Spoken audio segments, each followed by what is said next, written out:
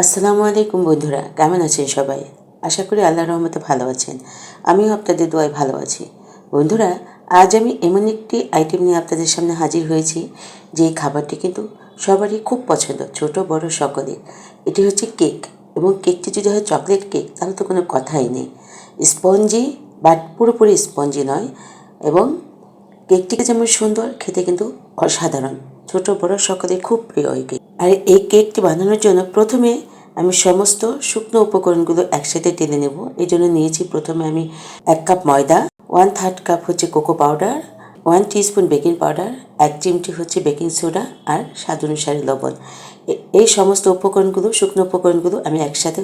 ও হ্যাঁ বন্ধুরা, এর ভিতর কিন্তু আমি 2 টেবিল চামচ গুঁড়ো দুধ দিয়েছি, যেটা আমি দেখাতে ভুলে গিয়েছিলাম। সমস্ত শুকনো উপকরণগুলো আমি ভালোভাবে অফ ক্যামেরায় কয়েকবার চেলে নিয়েছিলাম। চেলে নেবার পর আমার শুকনো উপকরণগুলো সাইডে থাক। এবার আমি অন্য প্রিপারেশনে চলে যাচ্ছি।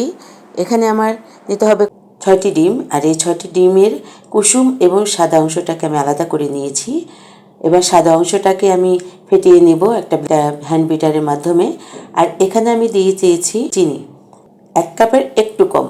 এবং এই চিনিটা কিন্তু আমি একবারে দিইনি, 3বারে দিয়েছি এবং বিট করেছি। আর সাইডে অংশগুলো লেগে থাকে সেগুলো আমি একটা স্প্যাচুলার মাধ্যমে নামিয়ে দিয়েছি। এই যে দেখুন, ফোমটা আমার মোটামুটি হয়ে গেছে। এখন আমি ডিমের যে কুসুমগুলো আমি আলাদা করে রেখেছিলাম সেগুলো আমি 2বারে দিয়ে আবারও বিট করে নেব। এই সময় আমি বেশি একটা বিট করব না, 4 থেকে 5 মিনিট বিট করে নেবার পর আমি এবার শুকনো উপকরণগুলো ধীরে ধীরে মিলিয়ে নেব। এই শুকনো উপকরণগুলো যে ডিমের ম্যারিনের সাথে মেলাবো সেটাও কিন্তু আস্তে আস্তে মেলাবো, যা একেবারে দেব না। 3বারে দিয়েছি আমি, এবং 3বারে দেবার পর প্রত্যেকবার যখন শুকনো উপকরণ দিয়েছি তখনই আমি এখানে 1 কাপ তরল দুধ, জাল করা ঠান্ডা দুধ নর্মাল টেম্পারেচারে থাকা নিয়ে নিয়েছিলাম।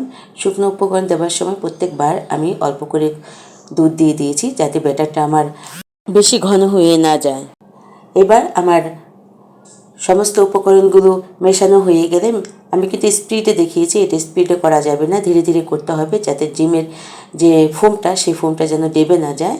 এবার আমি আগে থেকে গ্রিস করে রাখা 2টি মধ্যে আমি উপকরণগুলো ঢেলে দিচ্ছি। ঢেলে দেবার পর আমি ওভেনটা আগে থেকে 170 ডিগ্রি সেলসিয়াস তাপমাত্রায় 10 মিনিট ফ্রি হিট করে রেখেছিলাম। সেই ফ্রি হিট ওভেনের ভিতর দিয়ে বেক করে নেব। এখানে 35 মিনিট আমি দিয়েছিলাম। 35 মিনিট